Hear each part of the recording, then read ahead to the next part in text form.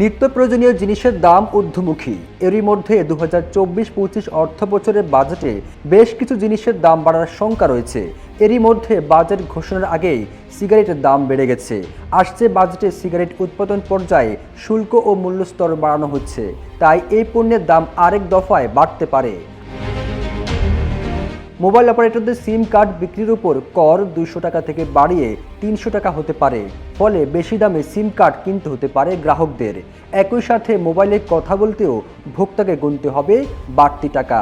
বর্তমানে মোবাইলে 100 টাকা রিচার্জ করলে 73 টাকার কথা বলতে পারেন, বাকি 27 টাকা ভ্যাট ও সম্পূরক শুল্ক হিসেবে কেটে নেয় মোবাইল অপারেটর। তবে এবারে বাজেটে মোবাইল সেবার শুল্ক হার বাড়ানো হলে ভোক্তা 69 টাকা 35 পয়সার কথা বলতে পারবেন। ওয়ালটন ফ্রিজ কিনে অনেকের মতো আপনিও হয়ে যেতে পারেন মিলেনিয়াল। সেরা পণ্যের সেরা অফার। গরমে স্বস্তি পেতে অনেকে এয়ার কন্ডিশন বা এসি কিনছেন, কিন্তু এবারে বাজেটে বাড়তে পারে এসির দাম। বাসাবাড়িতে পানির ফিল্টার আমদানিতে শুল্ক 10% থেকে বাড়িয়ে 15% করা হচ্ছে, তাই এই পানির ফিল্টারের দাম বাড়তে পারে। কাজু বাদাম আমদানিতে শুল্ক হার বাড়িয়ে 10% করা হতে পারে, এতে কাজু বাদামের দাম বাড়তে পারে। আজ বিকালে জাতীয় সংসদে 2024-25 অর্থবছরের বাজেট ঘোষণা করবেন অর্থমন্ত্রী আবুল হাসান মাহমুদ আলী।